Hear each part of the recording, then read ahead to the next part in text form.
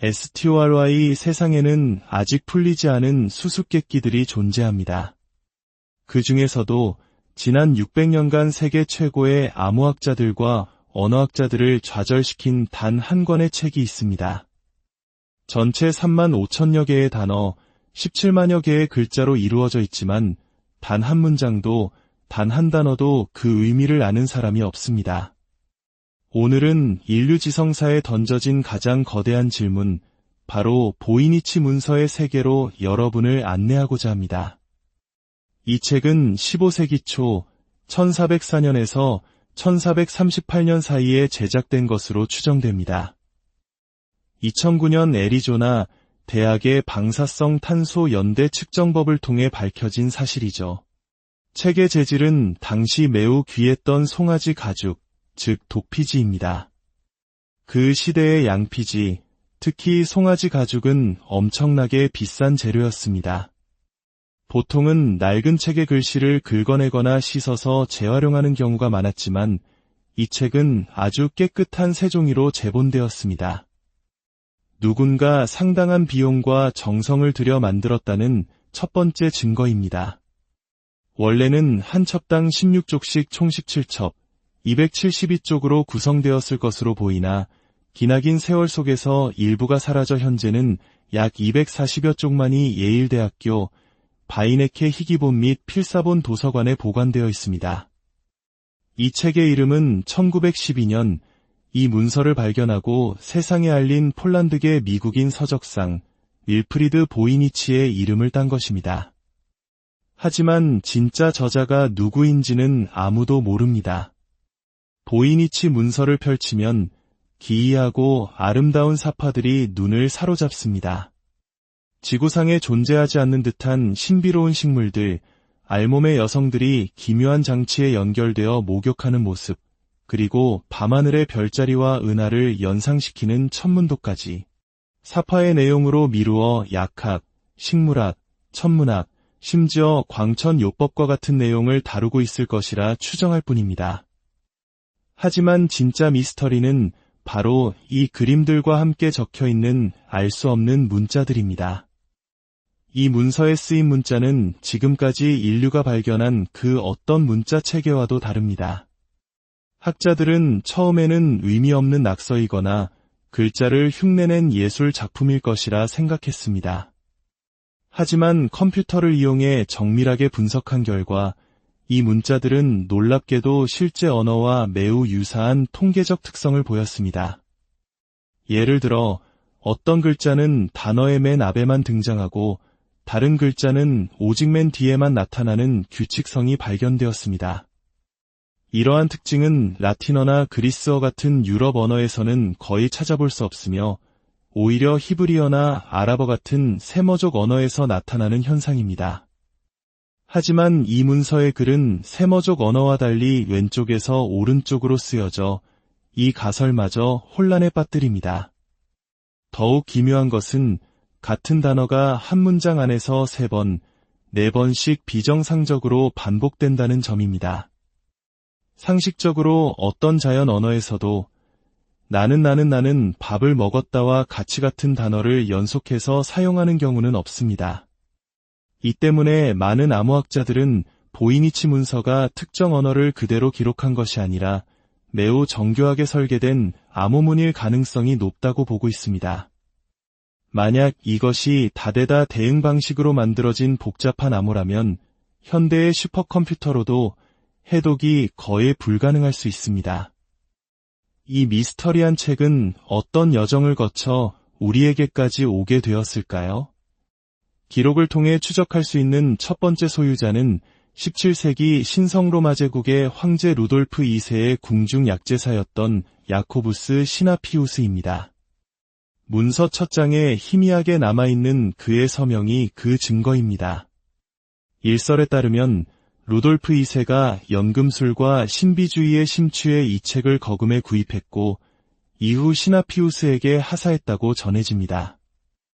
그 후 문서는 프라하의 연금술사 게오르그 바레슈의 손에 들어갑니다. 그는 이 책의 비밀을 풀기 위해 당대 최고의 지성이자 고대 이집트 상형 해독했다고 주장하며 명성을 떨치던 예수의 학자 아타나시우스 키르어에게 편지를 보냅니다. 하지만 키르어조차 이 책 앞에서는 침묵했습니다. 그 역시 해독에 실패했는지 어떤 기록도 남기지 않았습니다. 그리고 그 후 문서는 역사의 무대에서 흔적도 없이 사라집니다. 무려 250년 동안 말이죠.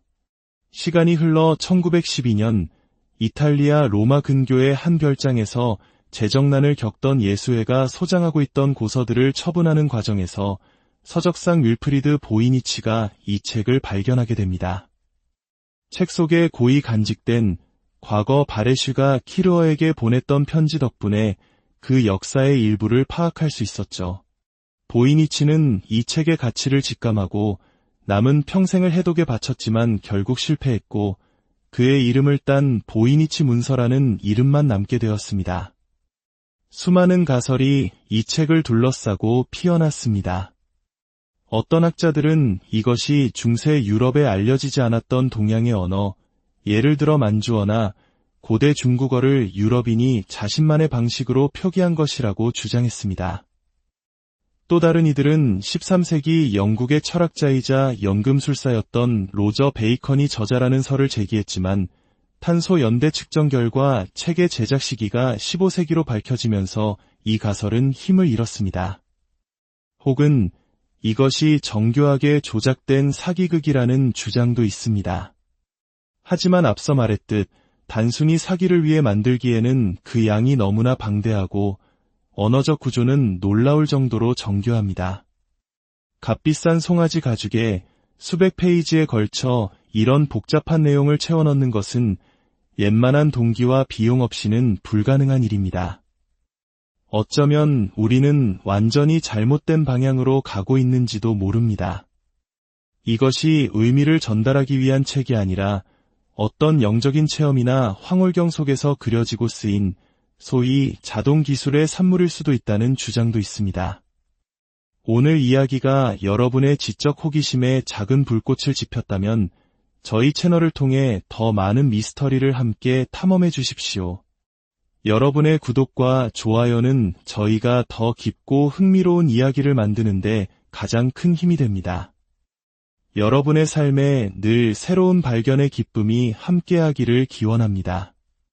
결국 보이니치 문서는 우리 인간의 지적 호기심을 자극하는 거대한 거울과도 같습니다.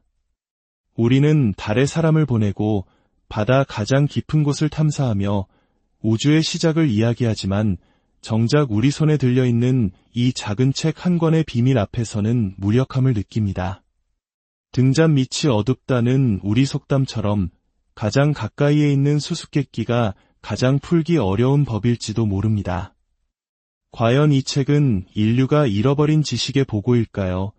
아니면 한 천재 혹은 광인이 남긴 위대한 장난일까요?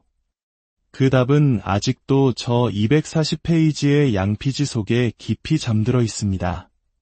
Endgame. STORY 세상에는 아직 풀리지 않은 수수께끼들이 존재합니다. 그 중에서도 지난 600년간 세계 최고의 암호학자들과 언어학자들을 좌절시킨 단 한 권의 책이 있습니다. 전체 3만 5천여 개의 단어, 17만여 개의 글자로 이루어져 있지만 단 한 문장도 단 한 단어도 그 의미를 아는 사람이 없습니다. 오늘은 인류 지성사에 던져진 가장 거대한 질문, 바로 보이니치 문서의 세계로 여러분을 안내하고자 합니다. 이 책은 15세기 초 1404년에서 1438년 사이에 제작된 것으로 추정됩니다. 2009년 애리조나 대학의 방사성 탄소 연대 측정법을 통해 밝혀진 사실이죠. 책의 재질은 당시 매우 귀했던 송아지 가죽, 즉 독피지입니다. 그 시대의 양피지, 특히 송아지 가죽은 엄청나게 비싼 재료였습니다. 보통은 낡은 책의 글씨를 긁어내거나 씻어서 재활용하는 경우가 많았지만 이 책은 아주 깨끗한 새종이로 재본되었습니다. 누군가 상당한 비용과 정성을 들여 만들었다는 첫 번째 증거입니다. 원래는 한 첩당 16족씩 총 17첩, 272쪽으로 구성되었을 것으로 보이나 기나긴 세월 속에서 일부가 사라져 현재는 약 240여 쪽만이 예일대학교 바이네케 희귀본 및 필사본 도서관에 보관되어 있습니다. 이 책의 이름은 1912년 이 문서를 발견하고 세상에 알린 폴란드계 미국인 서적상 윌프리드 보이니치의 이름을 딴 것입니다. 하지만 진짜 저자가 누구인지는 아무도 모릅니다. 보이니치 문서를 펼치면 기이하고 아름다운 사파들이 눈을 사로잡습니다. 지구상에 존재하지 않는 듯한 신비로운 식물들, 알몸의 여성들이 기묘한 장치에 연결되어 목욕하는 모습, 그리고 밤하늘의 별자리와 은하를 연상시키는 천문도까지 사파의 내용으로 미루어 약학, 식물학, 천문학, 심지어 광천요법과 같은 내용을 다루고 있을 것이라 추정할 뿐입니다. 하지만 진짜 미스터리는 바로 이 그림들과 함께 적혀있는 알 수 없는 문자들입니다. 이 문서에 쓰인 문자는 지금까지 인류가 발견한 그 어떤 문자 체계와도 다릅니다. 학자들은 처음에는 의미 없는 낙서이거나 글자를 흉내낸 예술 작품일 것이라 생각했습니다. 하지만 컴퓨터를 이용해 정밀하게 분석한 결과 이 문자들은 놀랍게도 실제 언어와 매우 유사한 통계적 특성을 보였습니다. 예를 들어 어떤 글자는 단어의 맨 앞에만 등장하고 다른 글자는 오직 맨 뒤에만 나타나는 규칙성이 발견되었습니다. 이러한 특징은 라틴어나 그리스어 같은 유럽 언어에서는 거의 찾아볼 수 없으며 오히려 히브리어나 아랍어 같은 세머족 언어에서 나타나는 현상입니다. 하지만 이 문서의 글은 세머족 언어와 달리 왼쪽에서 오른쪽으로 쓰여져 이 가설마저 혼란에 빠뜨립니다. 더욱 기묘한 것은 같은 단어가 한 문장 안에서 3번, 4번씩 비정상적으로 반복된다는 점입니다. 상식적으로 어떤 자연 언어에서도 나는 밥을 먹었다와 같이 같은 단어를 연속해서 사용하는 경우는 없습니다.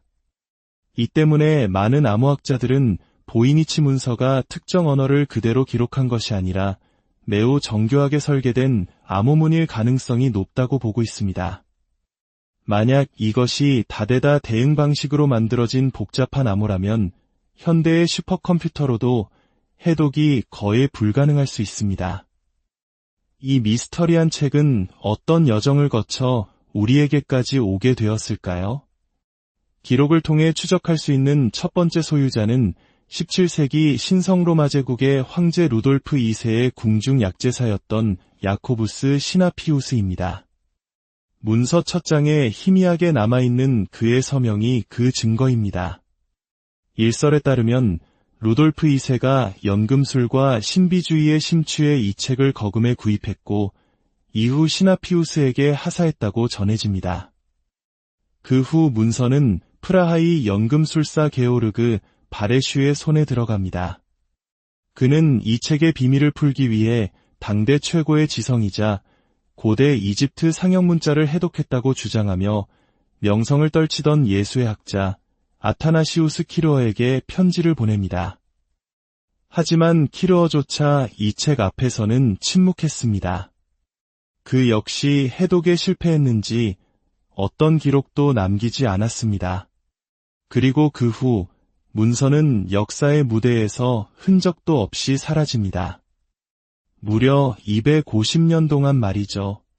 시간이 흘러 1912년 이탈리아 로마 근교의 한 별장에서 재정난을 겪던 예수회가 소장하고 있던 고서들을 처분하는 과정에서 서적상 윌프리드 보이니치가 이 책을 발견하게 됩니다. 책 속에 고이 간직된 과거 바레슈가 키르어에게 보냈던 편지 덕분에 그 역사의 일부를 파악할 수 있었죠. 보이니치는 이 책의 가치를 직감하고 남은 평생을 해독에 바쳤지만 결국 실패했고 그의 이름을 딴 보이니치 문서라는 이름만 남게 되었습니다. 수많은 가설이 이 책을 둘러싸고 피어났습니다. 어떤 학자들은 이것이 중세 유럽에 알려지지 않았던 동양의 언어, 예를 들어 만주어나 고대 중국어를 유럽인이 자신만의 방식으로 표기한 것이라고 주장했습니다. 또 다른 이들은 13세기 영국의 철학자이자 연금술사였던 로저 베이컨이 저자라는 설을 제기했지만 탄소 연대 측정 결과 책의 제작 시기가 15세기로 밝혀지면서 이 가설은 힘을 잃었습니다. 혹은 이것이 정교하게 조작된 사기극이라는 주장도 있습니다. 하지만 앞서 말했듯 단순히 사기를 위해 만들기에는 그 양이 너무나 방대하고 언어적 구조는 놀라울 정도로 정교합니다. 값비싼 송아지 가죽에 수백 페이지에 걸쳐 이런 복잡한 내용을 채워넣는 것은 웬만한 동기와 비용 없이는 불가능한 일입니다. 어쩌면 우리는 완전히 잘못된 방향으로 가고 있는지도 모릅니다. 이것이 의미를 전달하기 위한 책이 아니라 어떤 영적인 체험이나 황홀경 속에서 그려지고 쓰인 소위 자동 기술의 산물일 수도 있다는 주장도 있습니다. 오늘 이야기가 여러분의 지적 호기심에 작은 불꽃을 지폈다면 저희 채널을 통해 더 많은 미스터리를 함께 탐험해 주십시오. 여러분의 구독과 좋아요는 저희가 더 깊고 흥미로운 이야기를 만드는데 가장 큰 힘이 됩니다. 여러분의 삶에 늘 새로운 발견의 기쁨이 함께하기를 기원합니다. 결국 보이니치 문서는 우리 인간의 지적 호기심을 자극하는 거대한 거울과도 같습니다. 우리는 달에 사람을 보내고 바다 가장 깊은 곳을 탐사하며 우주의 시작을 이야기하지만 정작 우리 손에 들려있는 이 작은 책 한 권의 비밀 앞에서는 무력함을 느낍니다. 등잔 밑이 어둡다는 우리 속담처럼 가장 가까이에 있는 수수께끼가 가장 풀기 어려운 법일지도 모릅니다. 과연 이 책은 인류가 잃어버린 지식의 보고일까요? 아니면 한 천재 혹은 광인이 남긴 위대한 장난일까요? 그 답은 아직도 저 240페이지의 양피지 속에 깊이 잠들어 있습니다. 엔게임 STORY 세상에는 아직 풀리지 않은 수수께끼들이 존재합니다. 그 중에서도 지난 600년간 세계 최고의 암호학자들과 언어학자들을 좌절시킨 단 한 권의 책이 있습니다. 전체 3만 5천여 개의 단어, 17만여 개의 글자로 이루어져 있지만 단 한 문장도 단 한 단어도 그 의미를 아는 사람이 없습니다. 오늘은 인류 지성사에 던져진 가장 거대한 질문, 바로 보이니치 문서의 세계로 여러분을 안내하고자 합니다. 이 책은 15세기 초 1404년에서 1438년 사이에 제작된 것으로 추정됩니다. 2009년 애리조나 대학의 방사성 탄소 연대 측정법을 통해 밝혀진 사실이죠. 책의 재질은 당시 매우 귀했던 송아지 가죽, 즉 도피지입니다. 그 시대의 양피지, 특히 송아지 가죽은 엄청나게 비싼 재료였습니다. 보통은 낡은 책의 글씨를 긁어내거나 씻어서 재활용하는 경우가 많았지만 이 책은 아주 깨끗한 새종이로 재본되었습니다. 누군가 상당한 비용과 정성을 들여 만들었다는 첫 번째 증거입니다. 원래는 한 첩당 16쪽씩 총 17첩, 272쪽으로 구성되었을 것으로 보이나 기나긴 세월 속에서 일부가 사라져 현재는 약 240여 쪽만이 예일대학교 바이네케 희귀본 및 필사본 도서관에 보관되어 있습니다.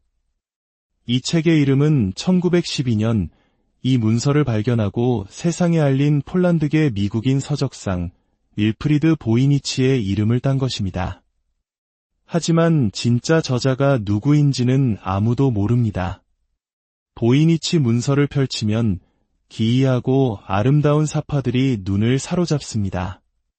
지구상에 존재하지 않는 듯한 신비로운 식물들, 알몸의 여성들이 기묘한 장치에 연결되어 목욕하는 모습, 그리고 밤하늘의 별자리와 은하를 연상시키는 천문도까지 사파의 내용으로 미루어 약학, 식물학, 천문학, 심지어 광천요법과 같은 내용을 다루고 있을 것이라 추정할 뿐입니다. 하지만 진짜 미스터리는 바로 이 그림들과 함께 적혀있는 알 수 없는 문자들입니다. 이 문서에 쓰인 문자는 지금까지 인류가 발견한 그 어떤 문자 체계와도 다릅니다. 학자들은 처음에는 의미 없는 낙서이거나 글자를 흉내낸 예술 작품일 것이라 생각했습니다. 하지만 컴퓨터를 이용해 정밀하게 분석한 결과 이 문자들은 놀랍게도 실제 언어와 매우 유사한 통계적 특성을 보였습니다. 예를 들어 어떤 글자는 단어의 맨 앞에만 등장하고 다른 글자는 오직 맨 뒤에만 나타나는 규칙성이 발견되었습니다. 이러한 특징은 라틴어나 그리스어 같은 유럽 언어에서는 거의 찾아볼 수 없으며 오히려 히브리어나 아랍어 같은 세머족 언어에서 나타나는 현상입니다. 하지만 이 문서의 글은 세머족 언어와 달리 왼쪽에서 오른쪽으로 쓰여져 이 가설마저 혼란에 빠뜨립니다. 더욱 기묘한 것은 같은 단어가 한 문장 안에서 3번, 4번씩 비정상적으로 반복된다는 점입니다. 상식적으로 어떤 자연 언어에서도 나는 밥을 먹었다와 같이 같은 단어를 연속해서 사용하는 경우는 없습니다. 이 때문에 많은 암호학자들은 보이니치 문서가 특정 언어를 그대로 기록한 것이 아니라 매우 정교하게 설계된 암호문일 가능성이 높다고 보고 있습니다. 만약 이것이 다대다 대응 방식으로 만들어진 복잡한 암호라면 현대의 슈퍼컴퓨터로도 해독이 거의 불가능할 수 있습니다. 이 미스터리한 책은 어떤 여정을 거쳐 우리에게까지 오게 되었을까요? 기록을 통해 추적할 수 있는 첫 번째 소유자는 17세기 신성로마 제국의 황제 루돌프 2세의 궁중 약제사였던 야코부스 시나피우스입니다. 문서 첫 장에 희미하게 남아있는 그의 서명이 그 증거입니다. 일설에 따르면 루돌프 2세가 연금술과 신비주의에 심취해 이 책을 거금에 구입했고 이후 시나피우스에게 하사했다고 전해집니다. 그 후 문서는 프라하의 연금술사 게오르그 바레슈의 손에 들어갑니다. 그는 이 책의 비밀을 풀기 위해 당대 최고의 지성이자 고대 이집트 상형문자를 해독했다고 주장하며 명성을 떨치던 예수의 학자 아타나시우스 키르어에게 편지를 보냅니다. 하지만 키르어조차 이 책 앞에서는 침묵했습니다. 그 역시 해독에 실패했는지 어떤 기록도 남기지 않았습니다. 그리고 그 후 문서는 역사의 무대에서 흔적도 없이 사라집니다. 무려 250년 동안 말이죠. 시간이 흘러 1912년 이탈리아 로마 근교의 한 별장에서 재정난을 겪던 예수회가 소장하고 있던 고서들을 처분하는 과정에서 서적상 윌프리드 보이니치가 이 책을 발견하게 됩니다. 책 속에 고이 간직된 과거 바레슈가 키르어에게 보냈던 편지 덕분에 그 역사의 일부를 파악할 수 있었죠. 보이니치는 이 책의 가치를 직감하고 남은 평생을 해독에 바쳤지만 결국 실패했고 그의 이름을 딴 보이니치 문서라는 이름만 남게 되었습니다. 수많은 가설이 이 책을 둘러싸고 피어났습니다. 어떤 학자들은 이것이 중세 유럽에 알려지지 않았던 동양의 언어, 예를 들어 만주어나 고대 중국어를 유럽인이 자신만의 방식으로 표기한 것이라고 주장했습니다. 또 다른 이들은 13세기 영국의 철학자이자 연금술사였던 로저 베이컨이 저자라는 설을 제기했지만 탄소 연대 측정 결과 책의 제작 시기가 15세기로 밝혀지면서 이 가설은 힘을 잃었습니다. 혹은 이것이 정교하게 조작된 사기극이라는 주장도 있습니다. 하지만 앞서 말했듯 단순히 사기를 위해 만들기에는 그 양이 너무나 방대하고 언어적 구조는 놀라울 정도로 정교합니다. 값비싼 송아지 가죽에 수백 페이지에 걸쳐 이런 복잡한 내용을 채워넣는 것은 웬만한 동기와 비용 없이는 불가능한 일입니다. 어쩌면 우리는 완전히 잘못된 방향으로 가고 있는지도 모릅니다. 이것이 의미를 전달하기 위한 책이 아니라 어떤 영적인 체험이나 황홀경 속에서 그려지고 쓰인 소위 자동기술의 산물일 수도 있다는 주장도 있습니다. 오늘 이야기가 여러분의 지적 호기심에 작은 불꽃을 지폈다면 저희 채널을 통해 더 많은 미스터리를 함께 탐험해 주십시오. 여러분의 구독과 좋아요는 저희가 더 깊고 흥미로운 이야기를 만드는데 가장 큰 힘이 됩니다. 여러분의 삶에 늘 새로운 발견의 기쁨이 함께하기를 기원합니다. 결국 보이니치 문서는 우리 인간의 지적 호기심을 자극하는 거대한 거울과도 같습니다. 우리는 달에 사람을 보내고 바다 가장 깊은 곳을 탐사하며 우주의 시작을 이야기하지만 정작 우리 손에 들려있는 이 작은 책 한 권의 비밀 앞에서는 무력함을 느낍니다. 등잔 밑이 어둡다는 우리 속담처럼 가장 가까이에 있는 수수께끼가 가장 풀기 어려운 법일지도 모릅니다. 과연 이 책은 인류가 잃어버린 지식의 보고일까요?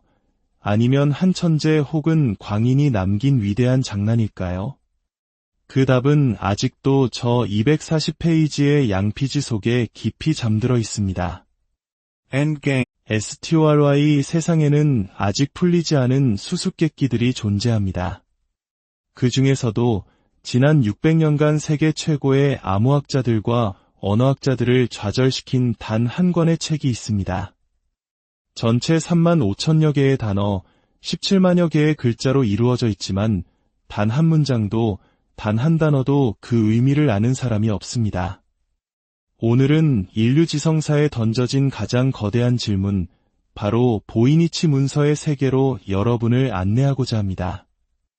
이 책은 15세기 초 1404년에서 1438년 사이에 제작된 것으로 추정됩니다.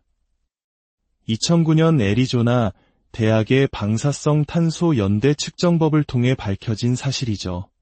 책의 재질은 당시 매우 귀했던 송아지 가죽, 즉 도피지입니다. 그 시대의 양피지, 특히 송아지 가죽은 엄청나게 비싼 재료였습니다. 보통은 낡은 책의 글씨를 긁어내거나 씻어서 재활용하는 경우가 많았지만 이 책은 아주 깨끗한 새종이로 재본되었습니다. 누군가 상당한 비용과 정성을 들여 만들었다는 첫 번째 증거입니다. 원래는 한 첩당 16쪽씩 총 17첩, 272쪽으로 구성되었을 것으로 보이나 기나긴 세월 속에서 일부가 사라져 현재는 약 240여 쪽만이 예일대학교 바이네케 희귀본 및 필사본 도서관에 보관되어 있습니다. 이 책의 이름은 1912년 이 문서를 발견하고 세상에 알린 폴란드계 미국인 서적상 윌프리드 보이니치의 이름을 딴 것입니다. 하지만 진짜 저자가 누구인지는 아무도 모릅니다. 보이니치 문서를 펼치면 기이하고 아름다운 사파들이 눈을 사로잡습니다. 지구상에 존재하지 않는 듯한 신비로운 식물들, 알몸의 여성들이 기묘한 장치에 연결되어 목욕하는 모습, 그리고 밤하늘의 별자리와 은하를 연상시키는 천문도까지 사파의 내용으로 미루어 약학, 식물학, 천문학, 심지어 광천요법과 같은 내용을 다루고 있을 것이라 추정할 뿐입니다. 하지만 진짜 미스터리는 바로 이 그림들과 함께 적혀있는 알 수 없는 문자들입니다. 이 문서에 쓰인 문자는 지금까지 인류가 발견한 그 어떤 문자 체계와도 다릅니다. 학자들은 처음에는 의미 없는 낙서이거나 글자를 흉내낸 예술 작품일 것이라 생각했습니다. 하지만 컴퓨터를 이용해 정밀하게 분석한 결과 이 문자들은 놀랍게도 실제 언어와 매우 유사한 통계적 특성을 보였습니다. 예를 들어 어떤 글자는 단어의 맨 앞에만 등장하고 다른 글자는 오직 맨 뒤에만 나타나는 규칙성이 발견되었습니다. 이러한 특징은 라틴어나 그리스어 같은 유럽 언어에서는 거의 찾아볼 수 없으며 오히려 히브리어나 아랍어 같은 세머족 언어에서 나타나는 현상입니다. 하지만 이 문서의 글은 세머족 언어와 달리 왼쪽에서 오른쪽으로 쓰여져 이 가설마저 혼란에 빠뜨립니다. 더욱 기묘한 것은 같은 단어가 한 문장 안에서 3번, 4번씩 비정상적으로 반복된다는 점입니다. 상식적으로 어떤 자연 언어에서도 나는 밥을 먹었다와 같이 같은 단어를 연속해서 사용하는 경우는 없습니다. 이 때문에 많은 암호학자들은 보이니치 문서가 특정 언어를 그대로 기록한 것이 아니라 매우 정교하게 설계된 암호문일 가능성이 높다고 보고 있습니다. 만약 이것이 다대다 대응 방식으로 만들어진 복잡한 암호라면 현대의 슈퍼컴퓨터로도 해독이 거의 불가능할 수 있습니다. 이 미스터리한 책은 어떤 여정을 거쳐 우리에게까지 오게 되었을까요? 기록을 통해 추적할 수 있는 첫 번째 소유자는 17세기 신성로마 제국의 황제 루돌프 2세의 궁중 약제사였던 야코부스 시나피우스입니다. 문서 첫 장에 희미하게 남아있는 그의 서명이 그 증거입니다. 일설에 따르면 루돌프 2세가 연금술과 신비주의에 심취해 이 책을 거금에 구입했고 이후 시나피우스에게 하사했다고 전해집니다. 그 후 문서는 프라하의 연금술사 게오르그 바레슈의 손에 들어갑니다. 그는 이 책의 비밀을 풀기 위해 당대 최고의 지성이자 고대 이집트 상형문자를 해독했다고 주장하며 명성을 떨치던 예수의 학자 아타나시우스 키르어에게 편지를 보냅니다. 하지만 키르어조차 이 책 앞에서는 침묵했습니다. 그 역시 해독에 실패했는지 어떤 기록도 남기지 않았습니다. 그리고 그 후 문서는 역사의 무대에서 흔적도 없이 사라집니다. 무려 250년 동안 말이죠. 시간이 흘러 1912년 이탈리아 로마 근교의 한 별장에서 재정난을 겪던 예수회가 소장하고 있던 고서들을 처분하는 과정에서 서적상 윌프리드 보이니치가 이 책을 발견하게 됩니다. 책 속에 고이 간직된 과거 바레슈가 키르어에게 보냈던 편지 덕분에 그 역사의 일부를 파악할 수 있었죠.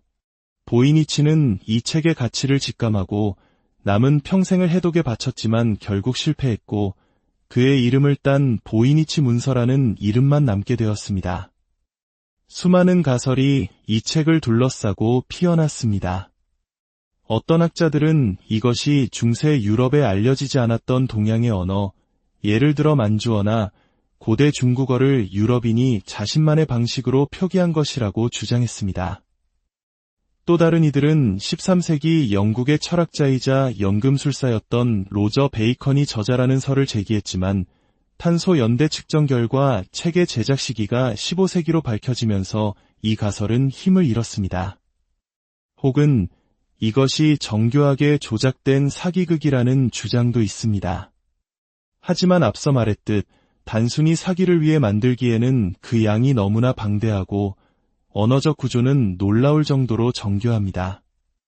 값비싼 송아지 가죽에 수백 페이지에 걸쳐 이런 복잡한 내용을 채워넣는 것은 웬만한 동기와 비용 없이는 불가능한 일입니다. 어쩌면 우리는 완전히 잘못된 방향으로 가고 있는지도 모릅니다. 이것이 의미를 전달하기 위한 책이 아니라 어떤 영적인 체험이나 황홀경 속에서 그려지고 쓰인 소위 자동기술의 산물일 수도 있다는 주장도 있습니다. 오늘 이야기가 여러분의 지적 호기심에 작은 불꽃을 지폈다면 저희 채널을 통해 더 많은 미스터리를 함께 탐험해 주십시오. 여러분의 구독과 좋아요는 저희가 더 깊고 흥미로운 이야기를 만드는데 가장 큰 힘이 됩니다. 여러분의 삶에 늘 새로운 발견의 기쁨이 함께하기를 기원합니다. 결국 보이니치 문서는 우리 인간의 지적 호기심을 자극하는 거대한 거울과도 같습니다. 우리는 달에 사람을 보내고 바다 가장 깊은 곳을 탐사하며 우주의 시작을 이야기하지만 정작 우리 손에 들려있는 이 작은 책 한 권의 비밀 앞에서는 무력함을 느낍니다. 등잔 밑이 어둡다는 우리 속담처럼 가장 가까이에 있는 수수께끼가 가장 풀기 어려운 법일지도 모릅니다. 과연 이 책은 인류가 잃어버린 지식의 보고일까요? 아니면 한 천재 혹은 광인이 남긴 위대한 장난일까요? 그 답은 아직도 저 240페이지의 양피지 속에 깊이 잠들어 있습니다. 엔게임 STORY 세상에는 아직 풀리지 않은 수수께끼들이 존재합니다. 그 중에서도 지난 600년간 세계 최고의 암호학자들과 언어학자들을 좌절시킨 단 한 권의 책이 있습니다. 전체 3만 5천여 개의 단어, 17만여 개의 글자로 이루어져 있지만 단 한 문장도 단 한 단어도 그 의미를 아는 사람이 없습니다. 오늘은 인류 지성사에 던져진 가장 거대한 질문, 바로 보이니치 문서의 세계로 여러분을 안내하고자 합니다. 이 책은 15세기 초 1404년에서 1438년 사이에 제작된 것으로 추정됩니다. 2009년 애리조나 대학의 방사성 탄소 연대 측정법을 통해 밝혀진 사실이죠. 책의 재질은 당시 매우 귀했던 송아지 가죽, 즉 도피지입니다. 그 시대의 양피지, 특히 송아지 가죽은 엄청나게 비싼 재료였습니다. 보통은 낡은 책의 글씨를 긁어내거나 씻어서 재활용하는 경우가 많았지만 이 책은 아주 깨끗한 새종이로 재본되었습니다. 누군가 상당한 비용과 정성을 들여 만들었다는 첫 번째 증거입니다. 원래는 한 첩당 16족씩 총 17첩, 272쪽으로 구성되었을 것으로 보이나 기나긴 세월 속에서 일부가 사라져 현재는 약 240여 쪽만이 예일대학교 바이네케 희귀본 및 필사본 도서관에 보관되어 있습니다. 이 책의 이름은 1912년 이 문서를 발견하고 세상에 알린 폴란드계 미국인 서적상 윌프리드 보이니치의 이름을 딴 것입니다. 하지만 진짜 저자가 누구인지는 아무도 모릅니다. 보이니치 문서를 펼치면 기이하고 아름다운 사파들이 눈을 사로잡습니다. 지구상에 존재하지 않는 듯한 신비로운 식물들, 알몸의 여성들이 기묘한 장치에 연결되어 목욕하는 모습, 그리고 밤하늘의 별자리와 은하를 연상시키는 천문도까지 사파의 내용으로 미루어 약학, 식물학, 천문학, 심지어 광천요법과 같은 내용을 다루고 있을 것이라 추정할 뿐입니다. 하지만 진짜 미스터리는 바로 이 그림들과 함께 적혀있는 알 수 없는 문자들입니다. 이 문서에 쓰인 문자는 지금까지 인류가 발견한 그 어떤 문자 체계와도 다릅니다. 학자들은 처음에는 의미 없는 낙서이거나 글자를 흉내낸 예술 작품일 것이라 생각했습니다. 하지만 컴퓨터를 이용해 정밀하게 분석한 결과 이 문자들은 놀랍게도 실제 언어와 매우 유사한 통계적 특성을 보였습니다. 예를 들어 어떤 글자는 단어의 맨 앞에만 등장하고 다른 글자는 오직 맨 뒤에만 나타나는 규칙성이 발견되었습니다. 이러한 특징은 라틴어나 그리스어 같은 유럽 언어에서는 거의 찾아볼 수 없으며 오히려 히브리어나 아랍어 같은 세머족 언어에서 나타나는 현상입니다. 하지만 이 문서의 글은 세머족 언어와 달리 왼쪽에서 오른쪽으로 쓰여져 이 가설마저 혼란에 빠뜨립니다. 더욱 기묘한 것은 같은 단어가 한 문장 안에서 3번, 4번씩 비정상적으로 반복된다는 점입니다. 상식적으로 어떤 자연 언어에서도 나는 밥을 먹었다와 같이 같은 단어를 연속해서 사용하는 경우는 없습니다. 이 때문에 많은 암호학자들은 보이니치 문서가 특정 언어를 그대로 기록한 것이 아니라 매우 정교하게 설계된 암호문일 가능성이 높다고 보고 있습니다. 만약 이것이 다대다 대응 방식으로 만들어진 복잡한 암호라면 현대의 슈퍼컴퓨터로도 해독이 거의 불가능할 수 있습니다. 이 미스터리한 책은 어떤 여정을 거쳐 우리에게까지 오게 되었을까요? 기록을 통해 추적할 수 있는 첫 번째 소유자는 17세기 신성로마 제국의 황제 루돌프 2세의 궁중 약제사였던 야코부스 시나피우스입니다. 문서 첫 장에 희미하게 남아있는 그의 서명이 그 증거입니다. 일설에 따르면 루돌프 2세가 연금술과 신비주의에 심취해 이 책을 거금에 구입했고 이후 시나피우스에게 하사했다고 전해집니다. 그 후 문서는 프라하의 연금술사 게오르그 바레슈의 손에 들어갑니다. 그는 이 책의 비밀을 풀기 위해 당대 최고의 지성이자 고대 이집트 상형문자를 해독했다고 주장하며 명성을 떨치던 예수의 학자 아타나시우스 키르어에게 편지를 보냅니다. 하지만 키르어조차 이 책 앞에서는 침묵했습니다. 그 역시 해독에 실패했는지 어떤 기록도 남기지 않았습니다. 그리고 그 후 문서는 역사의 무대에서 흔적도 없이 사라집니다. 무려 250년 동안 말이죠. 시간이 흘러 1912년 이탈리아 로마 근교의 한 별장에서 재정난을 겪던 예수회가 소장하고 있던 고서들을 처분하는 과정에서 서적상 윌프리드 보이니치가 이 책을 발견하게 됩니다. 책 속에 고이 간직된 과거 바레슈가 키르어에게 보냈던 편지 덕분에 그 역사의 일부를 파악할 수 있었죠. 보이니치는 이 책의 가치를 직감하고 남은 평생을 해독에 바쳤지만 결국 실패했고 그의 이름을 딴 보이니치 문서라는 이름만 남게 되었습니다. 수많은 가설이 이 책을 둘러싸고 피어났습니다. 어떤 학자들은 이것이 중세 유럽에 알려지지 않았던 동양의 언어, 예를 들어 만주어나 고대 중국어를 유럽인이 자신만의 방식으로 표기한 것이라고 주장했습니다. 또 다른 이들은 13세기 영국의 철학자이자 연금술사였던 로저 베이컨이 저자라는 설을 제기했지만 탄소 연대 측정 결과 책의 제작 시기가 15세기로 밝혀지면서 이 가설은 힘을 잃었습니다.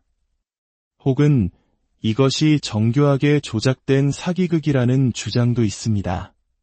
하지만 앞서 말했듯 단순히 사기를 위해 만들기에는 그 양이 너무나 방대하고 언어적 구조는 놀라울 정도로 정교합니다.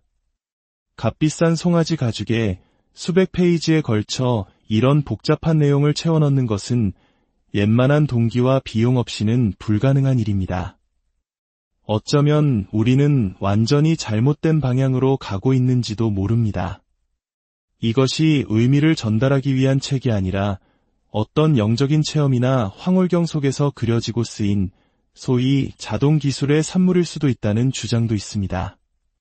오늘 이야기가 여러분의 지적 호기심에 작은 불꽃을 지폈다면 저희 채널을 통해 더 많은 미스터리를 함께 탐험해 주십시오. 여러분의 구독과 좋아요는 저희가 더 깊고 흥미로운 이야기를 만드는데 가장 큰 힘이 됩니다. 여러분의 삶에 늘 새로운 발견의 기쁨이 함께하기를 기원합니다. 결국 보이니치 문서는 우리 인간의 지적 호기심을 자극하는 거대한 거울과도 같습니다. 우리는 달에 사람을 보내고 바다 가장 깊은 곳을 탐사하며 우주의 시작을 이야기하지만 정작 우리 손에 들려있는 이 작은 책 한 권의 비밀 앞에서는 무력함을 느낍니다. 등잔 밑이 어둡다는 우리 속담처럼 가장 가까이에 있는 수수께끼가 가장 풀기 어려운 법일지도 모릅니다. 과연 이 책은 인류가 잃어버린 지식의 보고일까요? 아니면 한 천재 혹은 광인이 남긴 위대한 장난일까요? 그 답은 아직도 저 240페이지의 양피지 속에 깊이 잠들어 있습니다. 엔게임 STORY 세상에는 아직 풀리지 않은 수수께끼들이 존재합니다. 그 중에서도 지난 600년간 세계 최고의 암호학자들과 언어학자들을 좌절시킨 단 한 권의 책이 있습니다. 전체 3만 5천여 개의 단어, 17만여 개의 글자로 이루어져 있지만 단 한 문장도 단 한 단어도 그 의미를 아는 사람이 없습니다. 오늘은 인류 지성사에 던져진 가장 거대한 질문, 바로 보이니치 문서의 세계로 여러분을 안내하고자 합니다. 이 책은 15세기 초 1404년에서 1438년 사이에 제작된 것으로 추정됩니다. 2009년 애리조나 대학의 방사성 탄소 연대 측정법을 통해 밝혀진 사실이죠. 책의 재질은 당시 매우 귀했던 송아지 가죽, 즉 도피지입니다. 그 시대의 양피지, 특히 송아지 가죽은 엄청나게 비싼 재료였습니다. 보통은 낡은 책의 글씨를 긁어내거나 씻어서 재활용하는 경우가 많았지만 이 책은 아주 깨끗한 새종이로 재본되었습니다. 누군가 상당한 비용과 정성을 들여 만들었다는 첫 번째 증거입니다. 원래는 한 첩당 16쪽씩 총 17첩, 272쪽으로 구성되었을 것으로 보이나 기나긴 세월 속에서 일부가 사라져 현재는 약 240여 쪽만이 예일대학교 바이네케 희귀본 및 필사본 도서관에 보관되어 있습니다. 이 책의 이름은 1912년 이 문서를 발견하고 세상에 알린 폴란드계 미국인 서적상 윌프리드 보이니치의 이름을 딴 것입니다. 하지만 진짜 저자가 누구인지는 아무도 모릅니다. 보이니치 문서를 펼치면 기이하고 아름다운 사파들이 눈을 사로잡습니다. 지구상에 존재하지 않는 듯한 신비로운 식물들, 알몸의 여성들이 기묘한 장치에 연결되어 목욕하는 모습, 그리고 밤하늘의 별자리와 은하를 연상시키는 천문도까지. 사파의 내용으로 미루어 약학, 식물학, 천문학, 심지어 광천요법과 같은 내용을 다루고 있을 것이라 추정할 뿐입니다. 하지만 진짜 미스터리는 바로 이 그림들과 함께 적혀있는 알 수 없는 문자들입니다. 이 문서에 쓰인 문자는 지금까지 인류가 발견한 그 어떤 문자 체계와도 다릅니다. 학자들은 처음에는 의미 없는 낙서이거나 글자를 흉내낸 예술 작품일 것이라 생각했습니다. 하지만 컴퓨터를 이용해 정밀하게 분석한 결과 이 문자들은 놀랍게도 실제 언어와 매우 유사한 통계적 특성을 보였습니다. 예를 들어 어떤 글자는 단어의 맨 앞에만 등장하고 다른 글자는 오직 맨 뒤에만 나타나는 규칙성이 발견되었습니다. 이러한 특징은 라틴어나 그리스어 같은 유럽 언어에서는 거의 찾아볼 수 없으며 오히려 히브리어나 아랍어 같은 세머족 언어에서 나타나는 현상입니다. 하지만 이 문서의 글은 세머족 언어와 달리 왼쪽에서 오른쪽으로 쓰여져 이 가설마저 혼란에 빠뜨립니다. 더욱 기묘한 것은 같은 단어가 한 문장 안에서 3번, 4번씩 비정상적으로 반복된다는 점입니다. 상식적으로 어떤 자연 언어에서도 나는 밥을 먹었다와 같이 같은 단어를 연속해서 사용하는 경우는 없습니다. 이 때문에 많은 암호학자들은 보이니치 문서가 특정 언어를 그대로 기록한 것이 아니라 매우 정교하게 설계된 암호문일 가능성이 높다고 보고 있습니다. 만약 이것이 다대다 대응 방식으로 만들어진 복잡한 암호라면 현대의 슈퍼컴퓨터로도 해독이 거의 불가능할 수 있습니다. 이 미스터리한 책은 어떤 여정을 거쳐 우리에게까지 오게 되었을까요? 기록을 통해 추적할 수 있는 첫 번째 소유자는 17세기 신성로마 제국의 황제 루돌프 2세의 궁중 약제사였던 야코부스 시나피우스입니다. 문서 첫 장에 희미하게 남아있는 그의 서명이 그 증거입니다. 일설에 따르면 루돌프 2세가 연금술과 신비주의에 심취해 이 책을 거금에 구입했고 이후 시나피우스에게 하사했다고 전해집니다. 그 후 문서는 프라하의 연금술사 게오르그 바레슈의 손에 들어갑니다. 그는 이 책의 비밀을 풀기 위해 당대 최고의 지성이자 고대 이집트 상형문자를 해독했다고 주장하며 명성을 떨치던 예수의 학자 아타나시우스 키르어에게 편지를 보냅니다. 하지만 키르어조차 이 책 앞에서는 침묵했습니다. 그 역시 해독에 실패했는지 어떤 기록도 남기지 않았습니다. 그리고 그 후 문서는 역사의 무대에서 흔적도 없이 사라집니다. 무려 250년 동안 말이죠. 시간이 흘러 1912년 이탈리아 로마 근교의 한 별장에서 재정난을 겪던 예수회가 소장하고 있던 고서들을 처분하는 과정에서 서적상 윌프리드 보이니치가 이 책을 발견하게 됩니다. 책 속에 고이 간직된 과거 바레슈가 키르어에게 보냈던 편지 덕분에 그 역사의 일부를 파악할 수 있었죠. 보이니치는 이 책의 가치를 직감하고 남은 평생을 해독에 바쳤지만 결국 실패했고 그의 이름을 딴 보이니치 문서라는 이름만 남게 되었습니다. 수많은 가설이 이 책을 둘러싸고 피어났습니다. 어떤 학자들은 이것이 중세 유럽에 알려지지 않았던 동양의 언어, 예를 들어 만주어나 고대 중국어를 유럽인이 자신만의 방식으로 표기한 것이라고 주장했습니다.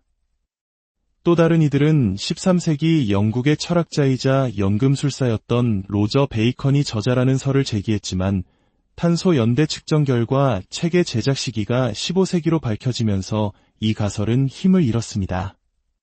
혹은 이것이 정교하게 조작된 사기극이라는 주장도 있습니다. 하지만 앞서 말했듯 단순히 사기를 위해 만들기에는 그 양이 너무나 방대하고 언어적 구조는 놀라울 정도로 정교합니다. 값비싼 송아지 가죽에 수백 페이지에 걸쳐 이런 복잡한 내용을 채워 넣는 것은 웬만한 동기와 비용 없이는 불가능한 일입니다. 어쩌면 우리는 완전히 잘못된 방향으로 가고 있는지도 모릅니다. 이것이 의미를 전달하기 위한 책이 아니라 어떤 영적인 체험이나 황홀경 속에서 그려지고 쓰인 소위 자동 기술의 산물일 수도 있다는 주장도 있습니다. 오늘 이야기가 여러분의 지적 호기심에 작은 불꽃을 지폈다면 저희 채널을 통해 더 많은 미스터리를 함께 탐험해 주십시오. 여러분의 구독과 좋아요는 저희가 더 깊고 흥미로운 이야기를 만드는데 가장 큰 힘이 됩니다. 여러분의 삶에 늘 새로운 발견의 기쁨이 함께하기를 기원합니다. 결국 보이니치 문서는 우리 인간의 지적 호기심을 자극하는 거대한 거울과도 같습니다. 우리는 달에 사람을 보내고 바다 가장 깊은 곳을 탐사하며 우주의 시작을 이야기하지만 정작 우리 손에 들려있는 이 작은 책 한 권의 비밀 앞에서는 무력함을 느낍니다. 등잔 밑이 어둡다는 우리 속담처럼 가장 가까이에 있는 수수께끼가 가장 풀기 어려운 법일지도 모릅니다. 과연 이 책은 인류가 잃어버린 지식의 보고일까요? 아니면 한 천재 혹은 광인이 남긴 위대한 장난일까요? 그 답은 아직도 저 240페이지의 양피지 속에 깊이 잠들어 있습니다. 엔게임 STORY 세상에는 아직 풀리지 않은 수수께끼들이 존재합니다. 그 중에서도 지난 600년간 세계 최고의 암호학자들과 언어학자들을 좌절시킨 단 한 권의 책이 있습니다. 전체 3만 5천여 개의 단어, 17만여 개의 글자로 이루어져 있지만 단 한 문장도 단 한 단어도 그 의미를 아는 사람이 없습니다. 오늘은 인류 지성사에 던져진 가장 거대한 질문, 바로 보이니치 문서의 세계로 여러분을 안내하고자 합니다. 이 책은 15세기 초 1404년에서 1438년 사이에 제작된 것으로 추정됩니다. 2009년 애리조나 대학의 방사성 탄소 연대 측정법을 통해 밝혀진 사실이죠. 책의 재질은 당시 매우 귀했던 송아지 가죽, 즉 도피지입니다. 그 시대의 양피지, 특히 송아지 가죽은 엄청나게 비싼 재료였습니다. 보통은 낡은 책의 글씨를 긁어내거나 씻어서 재활용하는 경우가 많았지만 이 책은 아주 깨끗한 새종이로 재본되었습니다. 누군가 상당한 비용과 정성을 들여 만들었다는 첫 번째 증거입니다. 원래는 한 첩당 16쪽씩 총 17첩, 272쪽으로 구성되었을 것으로 보이나 기나긴 세월 속에서 일부가 사라져 현재는 약 240여 쪽만이 예일대학교 바이네케 희귀본 및 필사본 도서관에 보관되어 있습니다. 이 책의 이름은 1912년 이 문서를 발견하고 세상에 알린 폴란드계 미국인 서적상 윌프리드 보이니치의 이름을 딴 것입니다. 하지만 진짜 저자가 누구인지는 아무도 모릅니다. 보이니치 문서를 펼치면 기이하고 아름다운 사파들이 눈을 사로잡습니다. 지구상에 존재하지 않는 듯한 신비로운 식물들, 알몸의 여성들이 기묘한 장치에 연결되어 목욕하는 모습, 그리고 밤하늘의 별자리와 은하를 연상시키는 천문도까지 사파의 내용으로 미루어 약학, 식물학, 천문학, 심지어 광천요법과 같은 내용을 다루고 있을 것이라 추정할 뿐입니다. 하지만 진짜 미스터리는 바로 이 그림들과 함께 적혀있는 알 수 없는 문자들입니다. 이 문서에 쓰인 문자는 지금까지 인류가 발견한 그 어떤 문자 체계와도 다릅니다. 학자들은 처음에는 의미 없는 낙서이거나 글자를 흉내낸 예술 작품일 것이라 생각했습니다. 하지만 컴퓨터를 이용해 정밀하게 분석한 결과 이 문자들은 놀랍게도 실제 언어와 매우 유사한 통계적 특성을 보였습니다. 예를 들어 어떤 글자는 단어의 맨 앞에만 등장하고 다른 글자는 오직 맨 뒤에만 나타나는 규칙성이 발견되었습니다. 이러한 특징은 라틴어나 그리스어 같은 유럽 언어에서는 거의 찾아볼 수 없으며 오히려 히브리어나 아랍어 같은 세머족 언어에서 나타나는 현상입니다. 하지만 이 문서의 글은 세머족 언어와 달리 왼쪽에서 오른쪽으로 쓰여져 이 가설마저 혼란에 빠뜨립니다. 더욱 기묘한 것은 같은 단어가 한 문장 안에서 3번, 4번씩 비정상적으로 반복된다는 점입니다. 상식적으로 어떤 자연 언어에서도 나는 밥을 먹었다와 같이 같은 단어를 연속해서 사용하는 경우는 없습니다. 이 때문에 많은 암호학자들은 보이니치 문서가 특정 언어를 그대로 기록한 것이 아니라 매우 정교하게 설계된 암호문일 가능성이 높다고 보고 있습니다.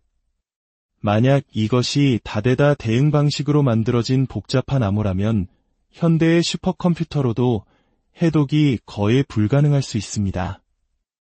이 미스터리한 책은 어떤 여정을 거쳐 우리에게까지 오게 되었을까요? 기록을 통해 추적할 수 있는 첫 번째 소유자는 17세기 신성로마 제국의 황제 루돌프 2세의 궁중 약제사였던 야코부스 시나피우스입니다. 문서 첫 장에 희미하게 남아있는 그의 서명이 그 증거입니다. 일설에 따르면 루돌프 2세가 연금술과 신비주의에 심취해 이 책을 거금에 구입했고 이후 시나피우스에게 하사했다고 전해집니다. 그 후 문서는 프라하의 연금술사 게오르그 바레슈의 손에 들어갑니다. 그는 이 책의 비밀을 풀기 위해 당대 최고의 지성이자 고대 이집트 상형문자를 해독했다고 주장하며 명성을 떨치던 예수의 학자 아타나시우스 키르어에게 편지를 보냅니다. 하지만 키르어조차 이 책 앞에서는 침묵했습니다. 그 역시 해독에 실패했는지 어떤 기록도 남기지 않았습니다. 그리고 그 후 문서는 역사의 무대에서 흔적도 없이 사라집니다. 무려 250년 동안 말이죠. 시간이 흘러 1912년 이탈리아 로마 근교의 한 별장에서 재정난을 겪던 예수회가 소장하고 있던 고서들을 처분하는 과정에서 서적상 윌프리드 보이니치가 이 책을 발견하게 됩니다. 책 속에 고이 간직된 과거 바레슈가 키르어에게 보냈던 편지 덕분에 그 역사의 일부를 파악할 수 있었죠. 보이니치는 이 책의 가치를 직감하고 남은 평생을 해독에 바쳤지만 결국 실패했고 그의 이름을 딴 보이니치 문서라는 이름만 남게 되었습니다. 수많은 가설이 이 책을 둘러싸고 피어났습니다. 어떤 학자들은 이것이 중세 유럽에 알려지지 않았던 동양의 언어, 예를 들어 만주어나 고대 중국어를 유럽인이 자신만의 방식으로 표기한 것이라고 주장했습니다. 또 다른 이들은 13세기 영국의 철학자이자 연금술사였던 로저 베이컨이 저자라는 설을 제기했지만 탄소 연대 측정 결과 책의 제작 시기가 15세기로 밝혀지면서 이 가설은 힘을 잃었습니다. 혹은 이것이 정교하게 조작된 사기극이라는 주장도 있습니다. 하지만 앞서 말했듯 단순히 사기를 위해 만들기에는 그 양이 너무나 방대하고 언어적 구조는 놀라울 정도로 정교합니다. 값비싼 송아지 가죽에 수백 페이지에 걸쳐 이런 복잡한 내용을 채워넣는 것은 웬만한 동기와 비용 없이는 불가능한 일입니다. 어쩌면 우리는 완전히 잘못된 방향으로 가고 있는지도 모릅니다. 이것이 의미를 전달하기 위한 책이 아니라 어떤 영적인 체험이나 황홀경 속에서 그려지고 쓰인 소위 자동기술의 산물일 수도 있다는 주장도 있습니다. 오늘 이야기가 여러분의 지적 호기심에 작은 불꽃을 지폈다면 저희 채널을 통해 더 많은 미스터리를 함께 탐험해 주십시오. 여러분의 구독과 좋아요는 저희가 더 깊고 흥미로운 이야기를 만드는데 가장 큰 힘이 됩니다. 여러분의 삶에 늘 새로운 발견의 기쁨이 함께하기를 기원합니다. 결국 보이니치 문서는 우리 인간의 지적 호기심을 자극하는 거대한 거울과도 같습니다. 우리는 달에 사람을 보내고 바다 가장 깊은 곳을 탐사하며 우주의 시작을 이야기하지만 정작 우리 손에 들려있는 이 작은 책 한 권의 비밀 앞에서는 무력함을 느낍니다. 등잔 밑이 어둡다는 우리 속담처럼 가장 가까이에 있는 수수께끼가 가장 풀기 어려운 법일지도 모릅니다. 과연 이 책은 인류가 잃어버린 지식의 보고일까요? 아니면 한 천재 혹은 광인이 남긴 위대한 장난일까요? 그 답은 아직도 저 240페이지의 양피지 속에 깊이 잠들어 있습니다. Endgame. STORY 세상에는 아직 풀리지 않은 수수께끼들이 존재합니다.